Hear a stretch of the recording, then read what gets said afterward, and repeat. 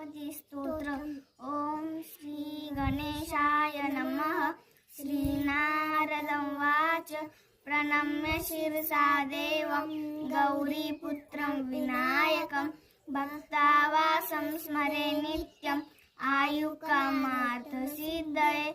प्रथमं वक्रतुण्डं च एकदन्तं द्वितीयकं तृतीयं कृष्णपिङ्गाक्षं गजवक्त्रं चतुर्थकं लम्बोदरं पंचमं च षष्ठं विकटमेव च सप्तमं विघ्नराजं च धूम्रवर्णं तथाष्टमं नवमं बालचन्द्रं च दशमं तु विनायकम् एकादशं गणपति द्वादशं तु गजानन द्वादशैतानि नामानि त्रिसंज्ञं यः पठेन्नर न च विघ्नभयं तस्य सर्वसिद्धिकरं प्रभो।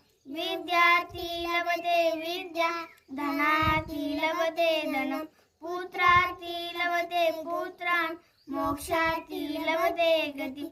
जपेत् गणपति स्तोत्रं षड्भिर्मासे फलं लभेत् संवत्सरेण सिद्धिं च लभते नात्र संशयः। अष्टभ्यो ब्राह्मणेभ्यश्च लिखित्वा यो समर्पयेत् तस्य विद्या भवेत् सर्वा गणेशस्य प्रसादतः।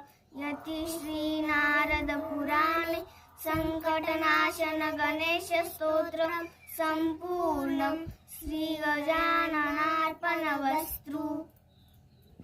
गुड।